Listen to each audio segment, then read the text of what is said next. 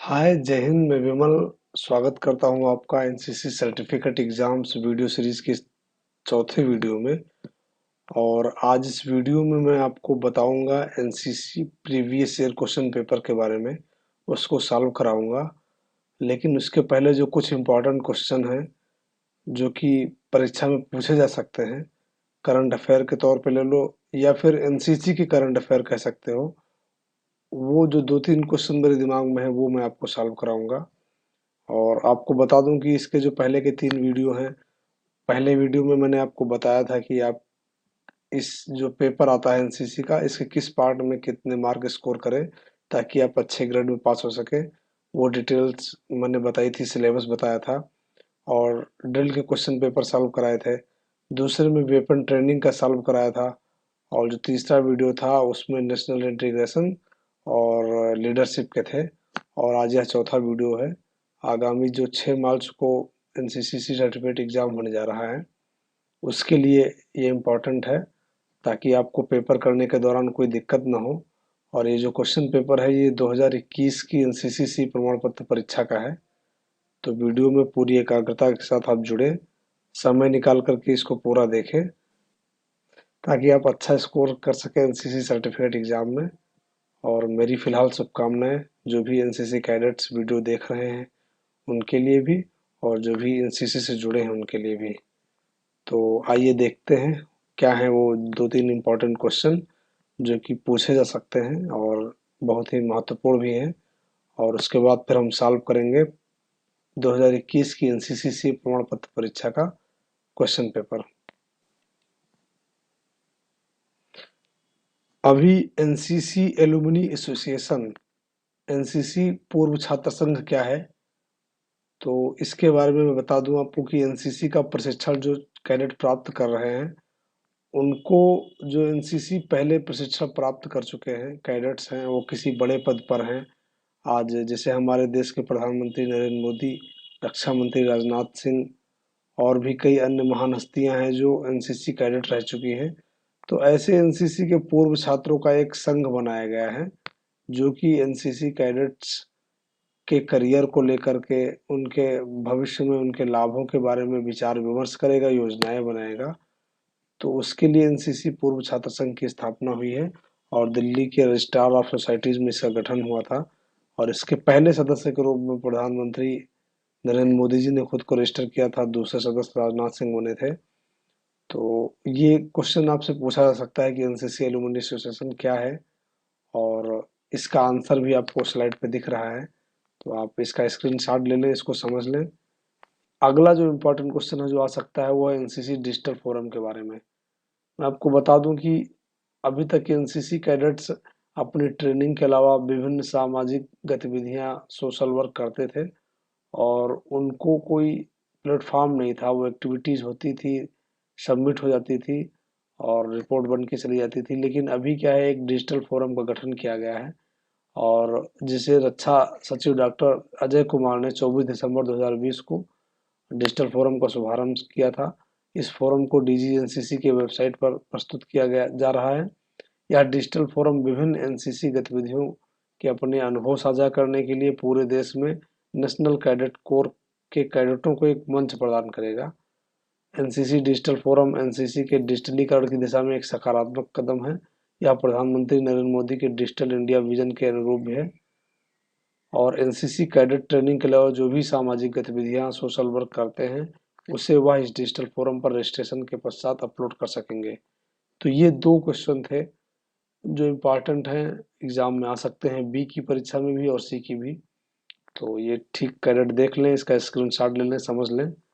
और इन दो चीज़ों पे वीडियो भी मैंने अपने चैनल पर डाल रखे हैं। एनसीसी डिजिटल फोरम पे आप कैसे रजिस्टर हो सकें, कैसे अपनी एक्टिविटीज़ उस पर अपलोड कर सकें, उसके मार्क्स भी मिलने वाले हैं। तो जिन छात्रों ने, एनसीसी कैडेट्स ने रजिस्ट्रेशन नहीं किया वो कर लेंगे। दूसरा, जो आपका एलुमनी एसोसिएशन एनसीसी पूर्व छात्र संघ है, उसमें बहुत सारे कैडेट्स हैं जो बी सर्टिफिकेट पास या सी सर्टिफिकेट पास है वो कर चुके हैं। जिन्होंने नहीं अब तक अपना रजिस्ट्रेशन किया है वो कर लें। तो ये दो क्वेश्चन थे। अब चलते हैं हम आपको एनसीसी का जो 2021 का सी प्रमाण पत्र पेपर था उसको सॉल्व कराने। देखिए, जब भी आप पेपर देने जाएंगे तो मैंने अपने पहले वीडियो में ही बता दिया था कि एनसीसी का पेपर 4 पार्ट में होता है और इसके 2 पेपर होते हैं। तो जो पहला पेपर होता है उसमें 3 पार्ट आप देख रहे हैं कि ड्रिल, डब्ल्यूटी और मिसलेनियस इतना पूछा जाता है। ये इतने इतने नंबर का आता है और सभी में 45% मार्क्स आपको मिनिमम स्कोर करने होते हैं पास होने के लिए। ओवरऑल 50% होना चाहिए। तो ये जब आप जाएंगे पेपर देने तो आपको ऐसे ही एक क्वेश्चन पेपर मिलेगा। उसका फर्स्ट पेज ऐसा होगा।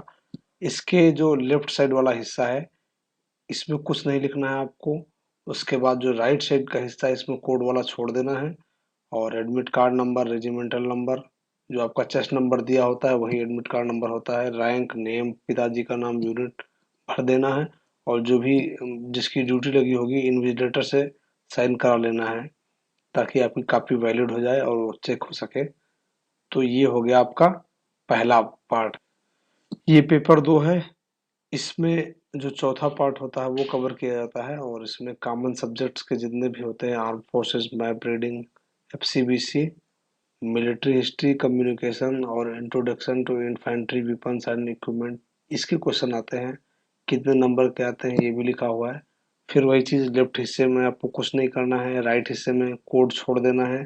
फिर regimental number, admit card number, rank, name, पिताजी का नाम, यूनिट लिख देना है और उसके बाद इन्विजिलेटर साइन कर देगा और आपको क्वेश्चन पेपर सॉल्व करना है। तो ये मैंने पहले आपको आइडिया दे दिया ताकि आपको पेपर करने के दौरान कोई दिक्कत ना हो, वो चाहे बी का हो या सी का हो, प्रक्रिया सेम होती है। अब चलते हैं क्वेश्चन पेपर की तरफ। तो ये पहला पेपर ड्रिल है और ये 10 अंक का है। इसमें सबसे पहले सही और गलत का निशान लगाने का कहा गया है। क्वेश्चन है कि क्वार्टर गार्ड के खड़े संतरी मेजर साहब से ऊपर वाले रैंक को बगल सख्त से इज्जत देता है, ये गलत है। दूसरा है तेज चल में सैल्यूट लेने वाला अधिकारी दाएं तरफ हो तो बायां सैल्यूट किया जाता है, ये भी गलत है। तीसरा है एनसीसी के लड़कों के कदम की रफ्तार 1 मिनट बराबर 120 कदम होता है, ये भी गलत है। चौथा है तेज चल में पहले बायां पैर निकाला जाता है, ये सही है। फिर क्लोज ड्रिल फील्ड में किया जाता है, ये भी आपका गलत है। दूसरा क्वेश्चन है राइफल के साथ विसर्जन और लाइन तोड़ के अंतर लिखो। इसका आंसर होगा कि राइफल के साथ विसर्जन में अधिकारी मौजूद रहता है और लाइन तोड़ में अधिकारी मौजूद नहीं होता है और परेड दोबारा किया जाता है। तो ये उसका आंसर होगा। आंसर इंग्लिश में भी है। ड्यूरिंग विसर्जन with rifle an officer is present, however in line तोड़ the officer is not present and parade is repeated. Next question है आपका, ये आपका 10 नंबर हो गया ड्रिल। दूसरा है डब्ल्यू टी, जो भी 10 नंबर का रिटर्न आता है। .22 राइफल को किस प्रकार से लोड, कॉक और अनलोड किया जाता है। अब इसका आंसर देखेंगे। .22 राइफल को लोड करने के लिए सबसे पहले सेफ्टी केस को आगे करें, फिर बोल्ट को पीछे करें, तत्पश्चात दाएं हाथ से राउंड को चैम्बर में दाखिल करें, फिर बोल्ट नॉब को आगे करें और दाहिने दबाएं। इसके बाद सेफ्टी केस को पोजीशन फायर पर करें, फिर सामने टारगेट पर फायर करें। इसे अनलोड करने के लिए दाहिने हाथ की मदद से कॉकिंग हैंडल को पीछे खींचते हैं जिससे फायर केस नीचे गिर जाता है। इस तरह से .22 राइफल अनलोड हो जाता है। तो ये इसका आंसर होगा। नेक्स्ट क्वेश्चन है आपका, ये जगह भी दी हुई होती है पेपर में लिखने के लिए कि दुरुस्त फायरिंग के लिए क्या आवश्यक है। तो दुरुस्त फायरिंग के लिए निम्न चीजें आवश्यक है: मजबूत पकड़, दुरुस्त शिस्त और दुरुस्त ट्रिगर संचालन। नेक्स्ट क्वेश्चन है आपका, पेपर 3 मिसलेनियस सब्जेक्ट, ये 225 अंक का सी में आता है और इसी में ज्यादातर कैडेट फेल होते हैं। वो 45% मार्क्स स्कोर नहीं कर पाते इसमें। तो आप थोड़ा ध्यान से देखिए ताकि आपके साथ ऐसी नौबत ना आए।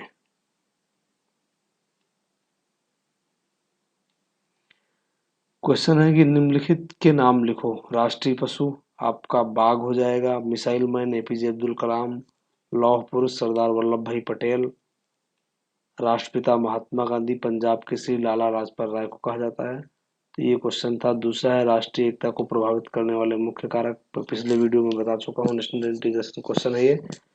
तो सांप्रदायिकता, भाषावाद, क्षेत्रीयता की भावना, जातिवाद, राजनीतिक दल, आर्थिक असमानता, विदेशी तत्व, ये राष्ट्रीय एकता को प्रभावित करने वाले कारक हैं। फिर किन्हीं 3 राष्ट्रीय, धार्मिक और सामाजिक त्योहारों के नाम लिखें। तो राष्ट्रीय त्योहार आपके गणतंत्र दिवस है, स्वतंत्रता दिवस और गांधी जयंती है। जबकि आपका जो है सामाजिक त्योहार आपका होली, रक्षाबंधन और लोहड़ी है। एक बात मैं और बताऊं कि जो मिसलेनियस पेपर होता है, मिसलेनियस सब्जेक्ट्स का, इसमें आप लिखने की हैबिट डालिए ताकि आप अच्छा लिख सकें और पास आ सकें। अभी समय कम है, तो आप स्क्रीनशॉट लेकर के क्वेश्चन याद कीजिए, रिपीट कीजिए या वीडियो बार बार देख सकते हैं। नेक्स्ट है कि किन्हीं 3 राष्ट्रीय, धार्मिक और सामाजिक त्योहारों के नाम लिखो। तो वो मैंने आपको बता दिया कि धार्मिक त्योहार ये हैं और राष्ट्रीय होते हैं। फिर नेक्स्ट क्वेश्चन है आपका, मूल अधिकार कौन कौन से हैं, उनके नाम लिखिए। मूल अधिकार आपके समानता का अधिकार, स्वतंत्रता का अधिकार, शोषण के विरुद्ध अधिकार, धार्मिक स्वतंत्रता का अधिकार, शिक्षा और संस्कृति का अधिकार, संवैधानिक सुरक्षा का अधिकार, ये आपके मूल अधिकार हैं।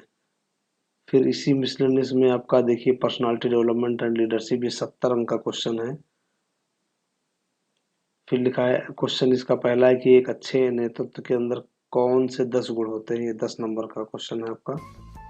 तो अच्छे नेतृत्व में कौन से 10 गुण होते हैं, ये आप देखिए।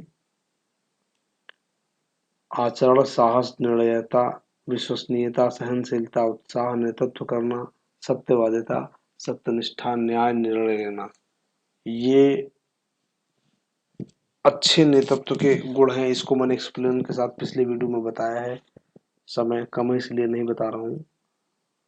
दूसरा है स्वामी विवेकानंद के 5 नेतृत्व के गुणों को लिखिए। तो स्वामी विवेकानंद के 5 गुण थे नेतृत्व के। सत्यवादिता, वो सत्य बोलते थे, उनमें निर्णय लेने की क्षमता थी। नेतृत्व की क्षमता थी, व्यवहार कुशलता थी, वो सबसे मेलजोल रखते थे और साहसी थे। ये स्वामी विवेकानंद के 5 नेतृत्व के गुण थे। नेक्स्ट क्वेश्चन है आपका, नेतृत्व में सहनशीलता से आप क्या समझते हैं।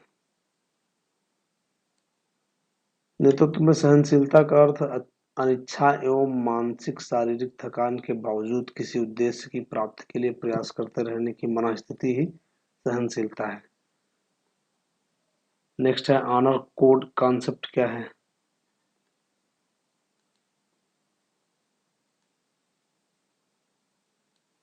हम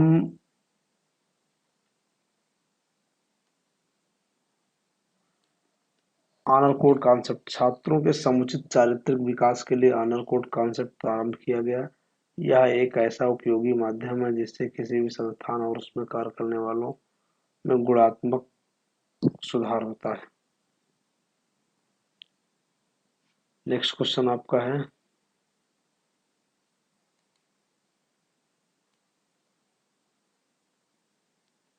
निर्णय लेने की क्षमता से आप क्या समझते हैं। तो हम सभी को जीवन में निर्णय लेने होते हैं, इन्हीं पर हमारी सफलता और विफलता निर्भर करती है। एक सैनिक का निर्णय से तात्पर्य विभिन्न संभव तरीके की समीक्षा व समालोचना से है। लड़ाई में सफलता बहुत कुछ कमांडर के निर्णय पर निर्भर करती है। किसी परिस्थिति में निर्णय लेते समय निम्न क्रम अपनाना चाहिए। फिलहाल इसकी जरूरत तो नहीं है, ये पूछा नहीं गया है। उद्देश्य क्या है निर्णय लेने का, कारक क्या है, रास्ता क्या है, योजना क्या है, ये आना चाहिए। फिर अगला क्वेश्चन है कि समय को बर्बाद करने के प्रमुख कारक कौन से हैं।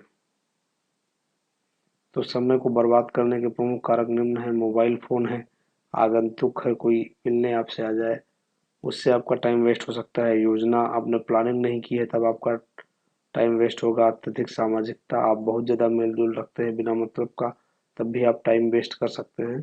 और व्हाट्सएप, टीवी, फेसबुक, लैपटॉप आदि ये समय को बर्बाद करने के प्रमुख कारक है। फिर है व्यक्ति की आदतों में सुधार के उपाय सिद्धांत क्या हैं, लिखो। तो व्यक्ति की आदतों में सुधार के सिद्धांत, उसका संकल्पशील होना, क्रियाशीलता, उसके अंदर निरंतरता, अभ्यास, अच्छे उदाहरण, ये होना चाहिए तो संकल्पशील हो जाएगा। एक अच्छे बायोडाटा में क्या क्या सूचनाएं होनी चाहिए? देखिए, बायोडाटा जो है, कहीं भी आप जॉब के लिए जाते हैं तो अपना एक परिचय देना होता है, एक पेपर पर लिख करके, वही बायोडाटा होता है। तो उसमें व्यक्तिगत सूचना आपकी होनी चाहिए। आपने क्वालिफिकेशन, शैक्षणिक सूचना नहीं, क्या क्या आपने एजुकेशन क्वालिफिकेशन ले रखी है, वो होना चाहिए। क्या अनुभव है आपके कार्य का, रुचियां एवं उपलब्धियां आपकी क्या है, इंटरेस्ट किस चीज में है, योग्यता क्या है आपकी, और संदर्भ यदि आवश्यक हो तो ये चीजें एक सीवी में होनी चाहिए, बायोडाटा में।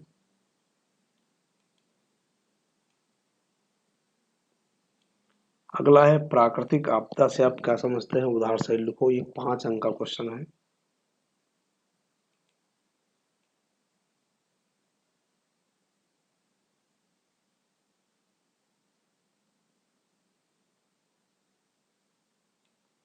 ऐसी मुसीबतें जो मनुष्य के नियंत्रण में नहीं है, अचानक आ जाने को प्राकृतिक और उनके अचानक आ जाने को प्राकृतिक आपदा कहते हैं। जैसे भूकंप है, ज्वालामुखी, सुनामी, बाढ़, भूस्खलन, दावानल आदि। फिर आपदा प्रबंधन में संचार सेवाओं का उपयोग कैसे किया जाता है?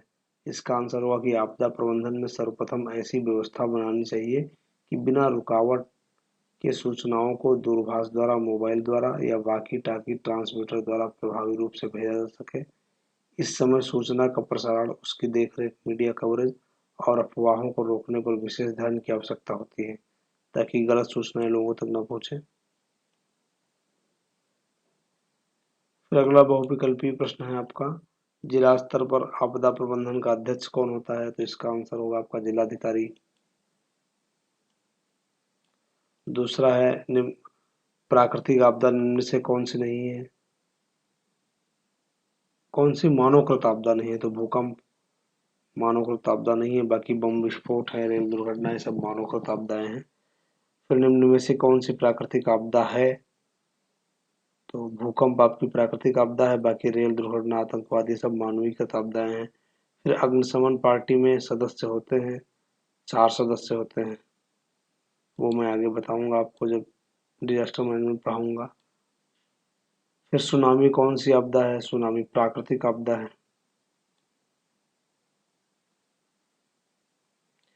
फिर देखिए, जनधन योजना पे संक्षिप्त टिप्पणी लिखने के लिए बोला गया है।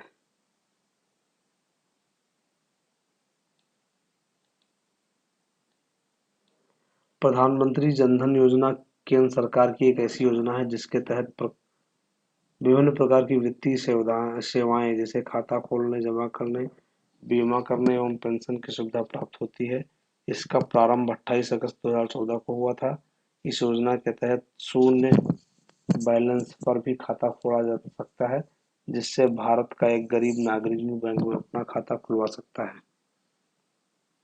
ये जनधन योजना पे बताया गया है, ये आप लिख सकते हैं। फिर अगला क्वेश्चन आया था कि पोलियो से भारत को मुक्त करने में एनसीसी कैडेट्स का क्या सहयोग हो सकता है? ये 10 अंक का क्वेश्चन है। तो पोलियो मुक्त भारत के लिए कैडेटों का सहयोग निम्न रूप से हो सकता है। पोलियो के दुष्प्रभावों से लोगों को जागरूक करना, पोलियो बूथ तक बच्चों को लाने में सहयोग करना, पोलियो बूथ पर भीड़ को नियंत्रित करना, नुक्कड़ नाटक, जुलूस, भाषण, गीत आदि के द्वारा लोगों को पोलियो के प्रति सचेत करना और लोगों की शंकाओं का निराकरण करना, ये कार्य हैं जो एनसीसी कैडेट सहयोग कर सकते हैं पोलियो मुक्त भारत बनाने में।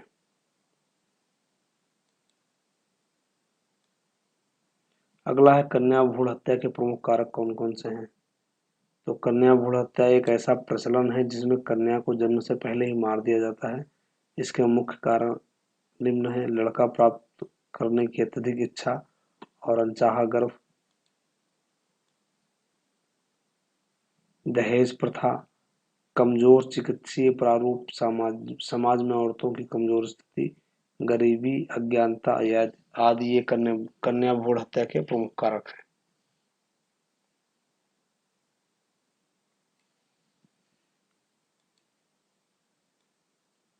नेक्स्ट देखिए, हेल्थ एंड हाइजीन से 30 नंबर क्वेश्चन आते हैं। पहला है कि मानव शरीर की संरचना लिखो।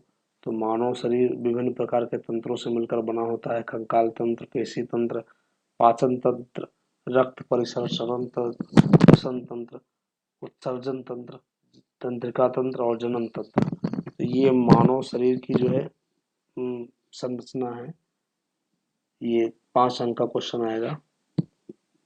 फिर प्राथमिक उपचार किसे कहते हैं? प्राथमिक उपचार बॉक्स में प्रयुक्त होने वाले प्रमुख वस्तुओं के नाम लिखें। लिखा है प्राथमिक उपचार किसी आकस्मिक घटना या रोग से पीड़ित होने वाले व्यक्ति की डॉक्टर के पहुंचने या अस्पताल ले जाने से पहले तक दी गई चिकित्सा को प्राथमिक उपचार कहते हैं। प्राथमिक उपचार बॉक्स के मुख्य चीजें हैं पट्टी, रुई, टिंचर आदि। नेक्स्ट है ब्लड डोनेशन कैंप स्थापित करने के लिए किन किन बातों का ध्यान रखना चाहिए? तो ब्लड डोनेशन कैंप स्थापित करने के दौरान ये सावधानियां रखनी चाहिए कि साफ सफाई का विशेष ध्यान, बिजली का सुचारू प्रबंध हो, रक्त संग्रह हेतु शीत भंडार होना चाहिए और रक्त की जांच की व्यवस्था होनी चाहिए। रक्तदाता पर्याप्त संख्या में हो ये सुनिश्चित करना चाहिए। रक्तदाता स्वस्थ एवं रोगों से मुक्त हो। रक्तदाता 18 वर्ष से ऊपर हो एवं उसका वजन 45 किलोग्राम से ऊपर हो। ये सारी चीजें आपको ब्लड डोनेशन कैंप जब आप ऑर्गेनाइज करें तो उस दौरान रखनी चाहिए। अगला है रिक्त स्थानों की पूर्ति करो, 10 अंक का है।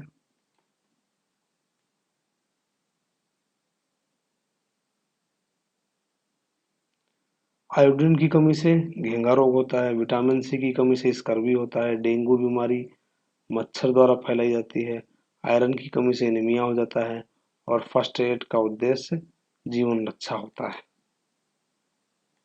ये 10 अंक का क्वेश्चन था। फिर खाली स्थान भरना है आपको। प्रथम महिला जो एवरेस्ट पर चढ़ी थी तो बछेंद्री पाल।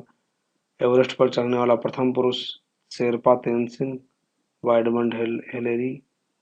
2 बार एवरेस्ट पर चढ़ने वाली भारतीय महिला का नाम संतोष यादव। चांद पर सर्वप्रथम पहुंचने वाला व्यक्ति नील आर्मस्ट्रांग और साहसी जीवन है और कायरता मृत्यु है। तो ये आपको रिक्त स्थान भरना और ये 5 अंक का है। नेक्स्ट क्वेश्चन है एनसीसी कैडेट किस किस साहसिक क्रियाकलाप में भाग लेते हैं?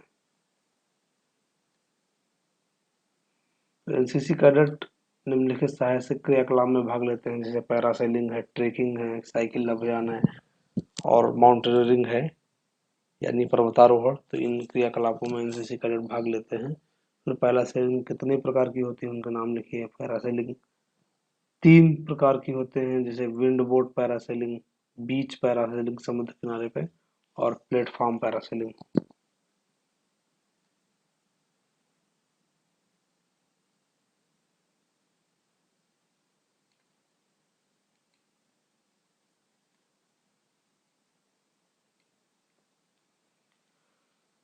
पर्यावरण जागरूकता ये 20 अंक आता है। कचरे के निष्पादन से आप क्या समझते हैं?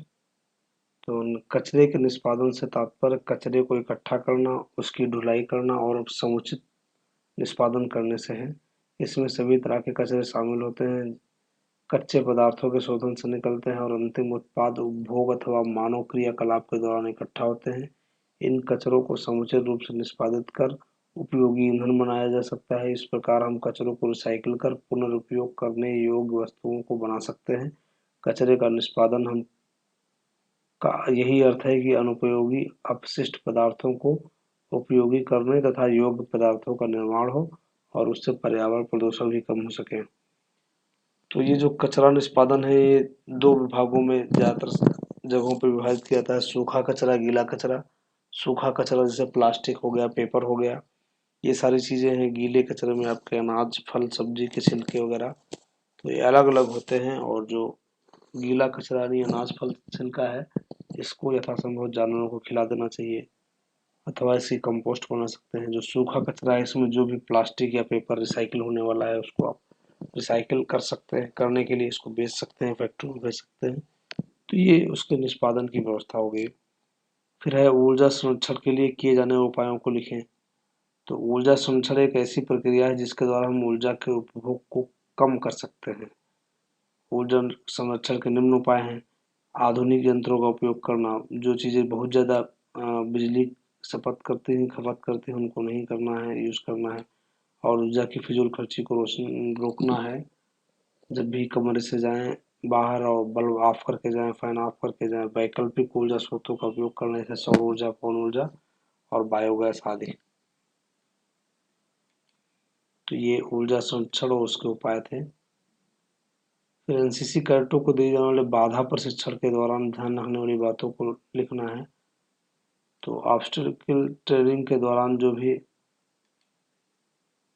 सावधानी रखते हैं वो ये है कि समुचित निर्देश दिए जाने चाहिए, गीले और फिसलन वाले क्षेत्रों में बाधा प्रशिक्षण से बचना चाहिए, टीम के सदस्य बारी बारी से बाधा प्रशिक्षण पूरा करें, सभी को एक साथ बाधा प्रशिक्षण नहीं देना चाहिए, शारीरिक रूप से स्वस्थ कैडेटों को बाधा प्रशिक्षण होना चाहिए और प्रशिक्षण से पहले पीटी डेस्क में तत्पश्चात हथियार और अन्य साजो सामान के साथ होना चाहिए। प्रशिक्षित ट्रेनर की देखरेख में ही बाधा प्रशिक्षण होना चाहिए और प्राथमिक उपचार की वहाँ पे व्यवस्था होनी चाहिए। तो ऑब्स्टिकल ट्रेनिंग ज़्यादातर कॉलेजों में नहीं है, उसमें क्या है बीच बीच में बल्लियां गाड़ करके या दौड़ने के दौरान जो बाधा दी जाती है उसको बाधा दौड़ भी कहते हैं, वही ऑब्स्टिकल होता है। नेक्स्ट है भारतीय सशस्त्र सेनाओं में आर्टिलरी का क्या उपयोग होता है।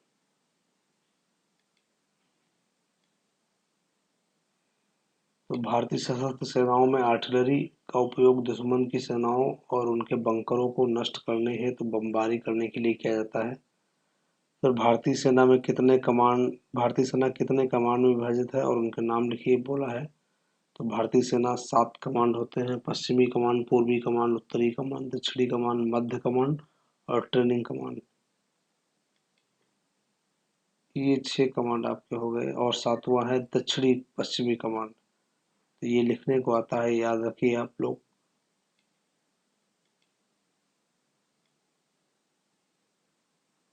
अगला है map reading.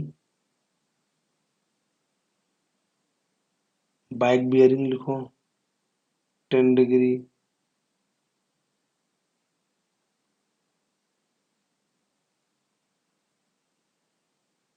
95 degree, 270 degree, 171 degree और 330 डिग्री। ये सबको दिया जाएगा, उससे देख के लिखना होगा। फिर नेक्स्ट है कि मानचित्र किसे कहते हैं। तो मानचित्र पृथ्वी के किसी निश्चित भूभाग का चौरस सतह पर सांकेतिक चिन्हों द्वारा बना हुआ वह चित्र होता है जो किसी निर्धारित मापक पर भूभाग को उस रूप में प्रदर्शित करता है जिस रूप में वह किसी वायुयान चालक को ऊपर से दिखाई देता है। फिर अगला क्वेश्चन है, ये जो प्रश्न नंबर 1 है एमआर का, ये मैप आपको दिया जाएगा, उससे देख के लिखना होगा। तो फिलहाल यहाँ पे स्किप करना है, ठीक है। ग्रेडियंट क्या होता है। तो ग्रेडियंट या ढलान उस भिन्न को कहते हैं जो कंटूर रेखाओं के ऊर्ध्व अंतर और क्षैतिज दूरी के अनुपात से प्रकट होती है। अब कंटूर लाइनें क्या होती हैं। पहाड़ों की लंबाई, ऊंचाई, गोलाई कागज पर प्रदर्शित करने के लिए इन लाइन को यूज किया जाता है और एक पैमाने के अनुसार काम करते हैं। फिर रूढ़ि चिन्ह किसे कहते हैं। तो मानचित्र पर भूमि या भूमि पर की सभी प्राकृतिक एवं मानव निर्मित वस्तुओं को जिन पारंपरिक चिन्हों के द्वारा दर्शाया जाता है उन्हें रूढ़ि चिन्ह कहते हैं। फिर निम्नलिखित का मिलिट्री सिंबल बनाने को दिया गया है। आप देख सकते हैं टैंक का सिंबल ये है, प्लाटून का सिंबल ये है, इन्फेंट्री बटालियन का सिंबल ये होता है, आर्मी मेडिकल कोर का सिंबल ये है और आपका इन्फेंट्री बटालियन का सिंबल ये है और आर्मी मेडिकल कोर का ये। अगला आपका आ गया एफसीबीसी फील्ड क्राफ्ट बैटरक्राफ्ट। ये आपका 25 अंक का होता है। दूरी का अंदाज लगाने के कौन कौन से तरीके उनके नाम लिखना है। तो इकाई का तरीका, दिखाई का तरीका और आवाज का तरीका, इस तरीके से आप दूरी के अंदाजा लगा सकते हैं।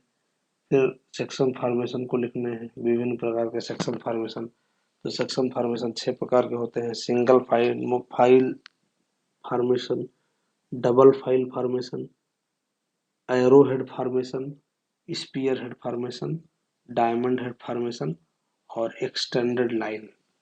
ये 6 प्रकार के आपके सेक्शन फॉर्मेशन होते हैं। ये रट लीजिए, अक्सर क्वेश्चन ही आता है।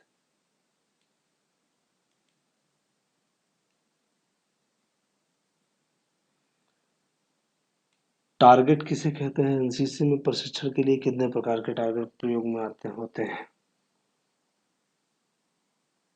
तो पहले से तय किया हुआ वह निशान जहां जवानों द्वारा फायर किया जाता है उसे टारगेट कहते हैं। एनसीसी प्रशिक्षण में 4 प्रकार के टारगेट होते हैं: एप्लीकेशन, ग्रुपिंग, स्मॉल टारगेट और फिगर 11 मिनिएचर, ये टारगेट हैं। फिर है गांठ की क्या विशेषता होती है? गांठ की निम्न विशेषताएं होती हैं: गांठ मजबूत और खींचने से अपने स्थान से न हटे, गांठ कार्य के अनुकूल और आसानी से लग जाए, फिर गांठ खुलने भी में भी आसान होनी चाहिए, ये विशेषताएं हैं।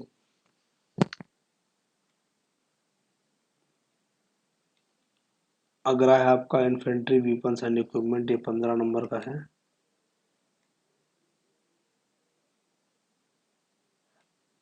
इन्फेंट्री बटालियन से आप क्या समझते हैं? तो इन्फेंट्री बटालियन एक पैदल सेना है जो आत्मनिर्भर रहते हुए जमीन पर कब्जा रखता है।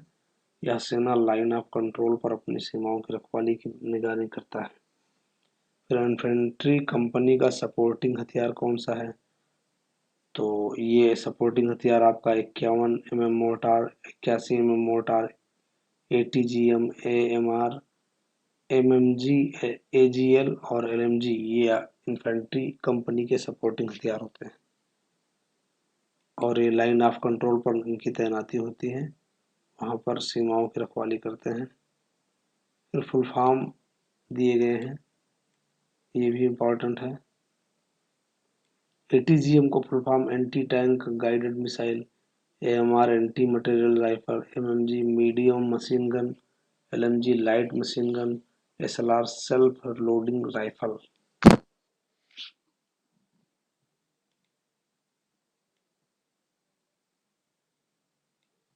फिर मिलिट्री हिस्ट्री है। पहला है कि भारत चीन युद्ध 1971 में हुआ था, गलत है।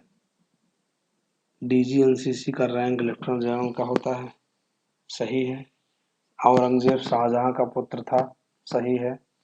और द्वितीय विश्व युद्ध 1930 में हुआ था, ये गलत है। अगला है परमवीर चक्र से आप क्या समझते हैं? संक्षिप्त टिप्पणी लिखना है। तो यह सशस्त्र सेनाओं का सर्वोच्च वीरता पुरस्कार होता है जो युद्ध के दौरान किसी भी सैनिक द्वारा उसके असाधारण कर्तव्य पालन, देशभक्ति एवं समर्पण के आधार पर दिया जाता है। ये परमवीर चक्र पर संक्षिप्त टिप्पणी है, 10 अंक की आती है, इंपॉर्टेंट है। अगला है कि वाईफाई से आप क्या समझते हैं?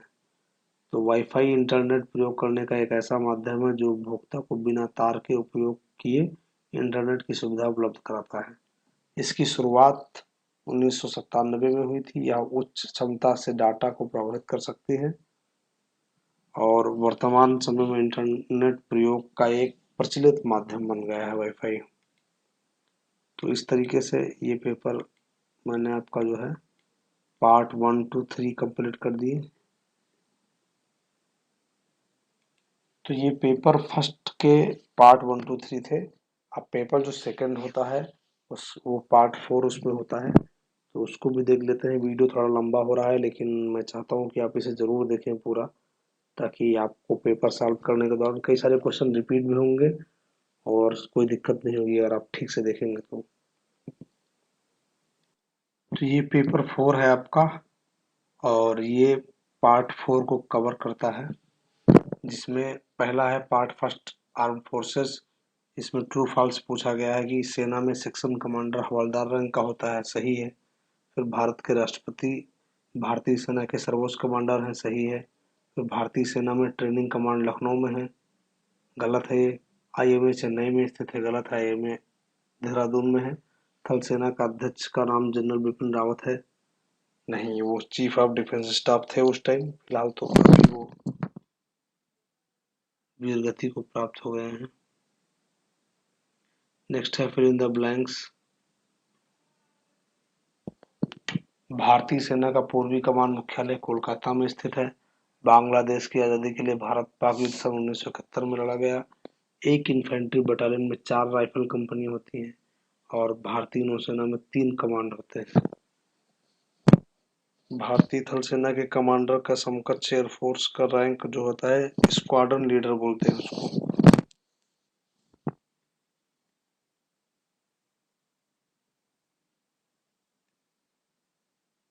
जो भारतीय थल सेना है कि मेजर के समकक्ष जो एयरफोर्स का रैंक है उसको स्क्वाड्रन लीडर बोलते हैं। यानी भारतीय थल सेना का मेजर और एयरफोर्स का स्क्वाड्रन लीडर एक रैंक के अधिकारी होते हैं, आर्मी ऑफिसर्स होते हैं। और अगला ट्रू फॉल्स है कि सर्विस प्रोटेक्टर 6 इंच लंबा और 2 इंच चौड़ा होता है, सही है। मानचित्र में पानी की आकृतियों को नीले रंग से दिखाया जाता है, ये भी सही है। उत्तर दिशा 180 डिग्री में होती है, गलत है। परिमेटिंग कंपास 3 प्रकार के होते हैं, गलत है। उत्तर दिशा 3 प्रकार की होती है, सही है। अगला है कि कंपास के हिस्सों के नाम, तो टंग, हेयरलाइन, लीड, विंडो, नोच, प्रिज्म, रिंग और क्लैंपिंग स्क्रू, ये कंपास के हिस्सों के नाम हैं। अगला है कि स्मॉल आइसोलेटेड हिल, नॉल, पर्वत श्रृंखलाओं से हटकर अकेली पहाड़ी को नॉल कहते हैं। फिर बेसिन, पर्वत श्रृंखलाओं के बीच की दबी हुई जमीन को बेसिन कहते हैं जहां प्रायः पानी रुक जाता है। क्लिफ, बिल्कुल सीधी या खड़ी चढ़ाई को क्लिफ कहते हैं। मानचित्र में इनको कंटूर रेखाओं द्वारा दर्शाया जाता है।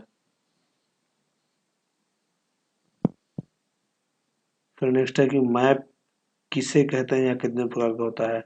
जब किसी जमीनी इलाके को किसी कागज पर किसी निश्चित स्केल में निश्चित कन्वेंशनल साइन का प्रयोग करते हुए तथा जमीनी ऊंचाई और नीचे के प्रोजेक्शन विधि को दिखाते हुए चिन्हित किया जाता है तो उसे मैप कहते हैं। मैप के प्रकार, एटलस मैप, टोपोग्राफिकल मैप, स्थलाकृति मैप, रिलीफ मैप और रेल रोड मैप्स, भौगोलिक मैप, सांख्यिकी मैप, ये मौसम मैप, ये कई सारे मैप के प्रकार दिए गए हैं। फिर नेक्स्ट है कि नाइट नेविगेशन पार्टी के लिए किन चीजों की आवश्यकता होती है। तो सेट कंपास पर बाउंड्स, चमकदार लकड़ी, सफेद कपड़ा, नाइट मार्च का चार्ट, चूना या चाक, छोटे गोल पत्थर और मध्य रोशनी किया हुआ टार्च, ये जरूरत होती है। निम्नलिखित कार्डिनल दिशा को सामने उनकी डिग्री लिखे, नॉर्थ ईस्ट, ये दिया गया होगा उसके हिसाब से लिखा गया है डिग्री इसकी। इस क्वेश्चन को स्किप करते हैं फिलहाल। अगला है फासले का अनुमान लगाने की कितनी विधियां हैं। तो इकाई का तरीका, दिखाई का तरीका, सेक्शन औसत विधि, रेंज विधि, हॉकिंग विधि और ब्रैकेटिंग विधि, ये फासले का अनुमान लगाने की विधियां हैं। अगला है सेक्शन फॉर्मेशन कितने प्रकार के होते हैं, अभी पहले क्वेश्चन हम लोग कवर कर चुके हैं। फिर चीजें दिखाई क्यों देती हैं, आकार, सिल्हुएट, स्मोक, चमक, सतह, ध्वनि, छाया, स्पेसिंग, इन चीजों की वजह से शायद चीजें हम देख पाते हैं। फासला असल से कम कब दिखाई देता है, तो देखने वाला नीचे से ऊपर देख रहा है तब कम दिखाई देगा, देखने वाला और टारगेट के बीच दबी जमीन हो तब कम दिखाई देगा, सूरज देखने वाले के पीछे की तरफ हो तब फासला असल से कम दिखाई देगा, और टारगेट आसपास के निशान से बड़ा हो तो फासला जो दूरी होगी वो कम दिखाई देगी। हाथ से डिग्रियां किस प्रकार बताई जाती हैं। हाथ से डिग्रियां पढ़ना, ये दे रखा है क्वेश्चन, पिक्चर दिया होगा रहा होगा उसके हिसाब से बताया गया है, तो इस क्वेश्चन को भी हम लोग स्किप करते हैं। फिर आसान टारगेट्स को बताने के लिए किस विधि का इस्तेमाल करते हैं। तो विवरण या सीधे तरीके से सूचित कर देना या दिशा या दूरी का दोनों तरह से सूचित करना।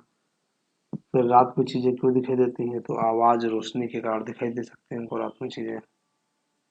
Part 4, introduction to infantry weapons, firing के बाद राइफल की सफाई का सामान, चिंदी, तेल, फुल थ्रो रॉड और ब्रश क्लीनिंग बोर, ये फायरिंग के बाद राइफल की सफाई के सामान है। 5 नंबर क्वेश्चन है। इन्फेंट्री बटालियन के 3 सपोर्टिंग हथियार, MOR 7.62 MMG, automatic grenade launcher, AGL, ATGM, ये इन्फेंट्री बटालियन के 3 सपोर्टिंग हथियार हैं।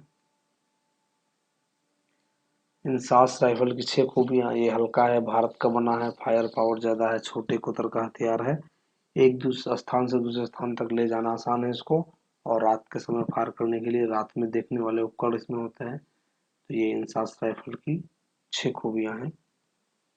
एटीजीएम का full form anti tank guided missile, MMG, medium machine gun, पहले भी हम लोग कवर कर चुके हैं। पार्ट 5 इसका मिलिट्री हिस्ट्री।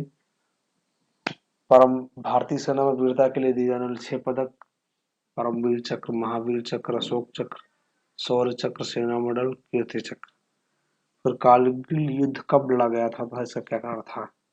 तो कारगिल युद्ध सन 1999 में लड़ा गया था। पाकिस्तान के द्वारा कारगिल क्षेत्र में भारतीय चौकियों पर घुसपैठ कर लिया गया था। भारतीय सेना ने वापस लेने के लिए लड़ाई युद्ध किया और विजय हासिल की थी, और ये सबसे ऊंचाई पर लड़ा जाने वाला भारत का युद्ध है। आजादी के बाद किन्हीं 3 युद्ध के नाम वसन लिखो। तो भारत पाक युद्ध 1947-48 में लड़ा गया इंडिया, और फिर भारत पाक युद्ध 1971 में, फिर भारत चाइना युद्ध 1962 में। ये आजादी के बाद 3 युद्ध और उनके सन हैं। फिर कारगिल युद्ध 1999 के परमवीर चक्र विजेताओं के नाम: lieutenant Manoj Kumar Pande, captain Vikram Batra, rifleman Sanjay Kumar और ग्रेनेडियर योगेंद्र सिंह यादव। ये परमवीर चक्र पाने वाले विजेता हैं कारगिल युद्ध में। अगला है लोंगेवाला लड़ाई, ऑपरेशन जिब्राल्टर, मुक्ति वाहिनी, पीरू सिंह शेखावत। ये इसका जोड़ा मिलाना है तो लोंगेवाला की लड़ाई टैंक की लड़ाई थी। ऑपरेशन जिब्राल्टर जो था वो 1965 में लड़ा गया था। मुक्ति वाहिनी 1971 में। सीएचएम पीरू सिंह शेखावत ये आपके परमवीर चक्र विजेता है। पार्ट लास्ट है कम्युनिकेशन, 6th पार्ट। सेना में कम्युनिकेशन कितने प्रकार का होता है? 2 कम्युनिकेशन, लाइन कम्युनिकेशन और रेडियो कम्युनिकेशन। रेडियो कम्युनिकेशन के 3 उपकरणों के नाम: तो मोटरोला, स्टारव्यू मार्क 3 और ANPRC 25 से। ये रेडियो कम्युनिकेशन के 3 उपकरण हैं। तो इस तरीके से हमने वर्ष 2021 में हुई एनसीसी प्रमाण पत्र परीक्षा का जो है क्वेश्चन पेपर सॉल्व किया, देखा। इसको आप 1-2 बार देख लें ताकि अच्छा कर सकें, अच्छे ग्रेड से पास हो सकें। हमारी शुभकामनाएं। और एनसीसी में कितने कैंप किए जा सकते हैं, तो ये क्वेश्चन ये भी आता है। उसका आंसर होगा कि CATC यानी combined annual training camp, mountaineering camp, trekking camp, army attachment camp. ये कैंप हैं जो कि किए जाते हैं। ABSB camp. तो ये अगर कैंप एनसीसी में कौन कौन से कैंप किए जाते हैं सब पूछा जाता है, तब आप ये लिख सकते हैं। साथ में कोरोना किन कारण से फैलता है, इसको रोकने के क्या उपाय हैं, ये जो बताया जा रहा है इसको भी आप लिख सकते हैं। तो ये सारी चीज़ें हैं जो थोड़ा ध्यान देंगे तो आप अच्छे ग्रेड से पास हो सकेंगे। वीडियो फिलहाल एनसीसी बी प्रमाण पत्र परीक्षा तक जारी रहेंगे एनसीसी एग्जाम्स के बीच बीच में। तो मिलते हैं फिर किसी दिन किसी और वीडियो में, तब तक के लिए थैंक यू, जय हिंद।